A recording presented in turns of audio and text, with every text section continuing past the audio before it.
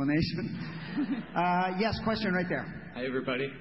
I'm a huge fan of both shows, and I'm lucky enough to get to help work on the Stargate toys. What do you guys think about having miniature versions of yourselves in fans' hands everywhere?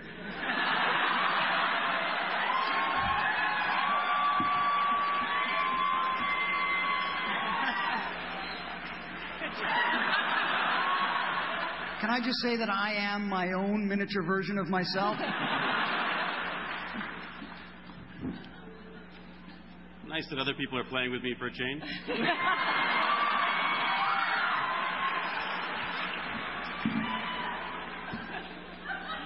Are they anatomically correct? Unfortunately, yes. I'm looking forward to the Say action figures that are coming out next year. It's all the directors. It's very cool that my daughter can walk around with a little doll of Mummy. It's very cool. Kind of surreal. It's actually very cool because now I insist that Martin only talk to my action figure.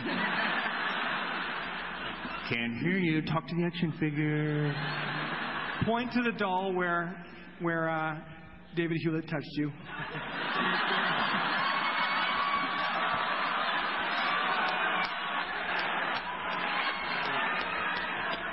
I'll bring up bad memories. My little boy is actually, one of my little boys loves what he calls his daddy action figure. And he sleeps with a monkey tail up his left nostril. And the daddy action figure is in his right hand. And he pretty much falls asleep like this. And he can't fall asleep with those daddy action figures. So, to me, that's kind of cool. I don't know how long that's going to last before he's sticking pens in it. And a lot of you don't know this, but there are some plans for a Walter action figure. Unlike the other action figures, which move, he's just in this position. It's known as an inaction figure. It's an inaction figure, yeah. Comes with an action office chair. You can put him on or off, throw him against the wall, just stays like this. Next question. Morning, or afternoon, actually. As an active duty sailor, I'm glad to see that the Navy is going to have a increased role, at least in the movies. But my actual question was for Gary. I'm wondering if you've managed to get your Hasbro Comic-Con exclusives yet this year. What are they? What are the Comic-Con exclusives? The Hasbro toy booth? No. You haven't got them yet this year? Okay. No. Call me.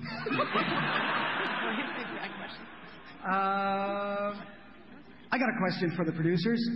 Do you think that Atlantis has the potential to go for 10 years? Well,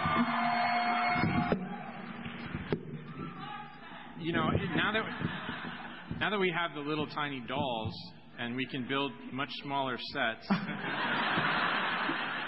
and when the real cast gets too expensive, we can just use the action figures. You know, that's a very good question, Gary, and I'm glad you brought it up because we have Nora O'Brien from Sci-Fi here,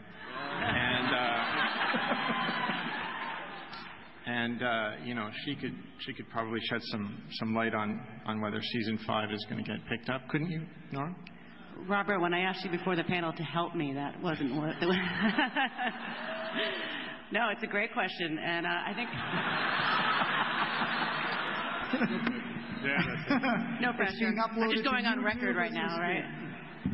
I think I told all of you guys last year when we had the same question about SG-1, please watch us live. Don't TiVo us.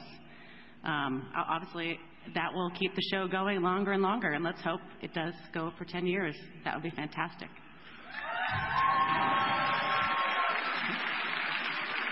I believe that's called appointment television, when you just go there and you know when it's on, and you go there live and watch it when it comes on. So that's a very good point. Next question. I was wondering what your favorite episode of Stargate is. Who? All of us? Who? Just is this for a specific actor or? No, anybody. Anybody? Just jump in. So I'll jump in and say for me it was Grace Under Pressure because I got to kiss McKay. Oh.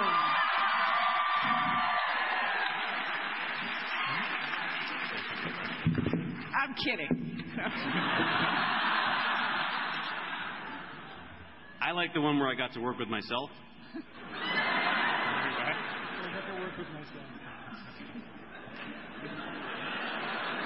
He's serious.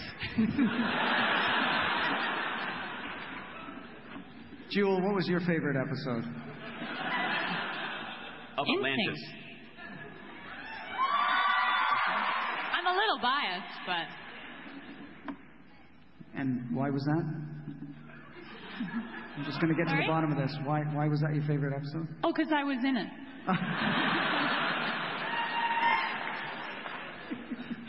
I hear you. Next question. Hi, everybody. Sorry. I'm sorry. No, that's okay, Gary. Just keep moving on. No, I'm sorry. Joe, what's your favorite episode? Probably Common Ground. Because I also got to work with myself quite a bit. That's when I really started disliking myself, too. I'm really hard to work with. No, I like Common Ground. It was good. Okay. Yeah. Martin, what was the most difficult episode to shoot of Atlantis? The most technically complicated was probably the one where David had to work with himself. But Robert has done the same kind of thing at the beginning of season 4. So would you say that the twinning episodes are the most difficult? I know for the actors it becomes very difficult because they're acting against a green ball that is their alter ego or their alternative character. So it becomes very difficult for them. It's not as hard for us to visualize, I guess. It's just technically more complicated. The green ball is actually a highlight for us in many cases, to work with the green ball. The most difficult episode for me hasn't happened yet. It'll be 3 episodes from now. Number 418, I think, is probably going to be one of the most difficult episodes that we have to do. But you'll have to wait another year for that. Just kidding. It's a year and a half. You won't get it next year. Okay, sir, carry on with your question. One of the good things about season 1 was that Atlantis was completely cut off from Earth. With season 4, the way it's starting with Atlantis in space, will they stay cut off from Earth, or?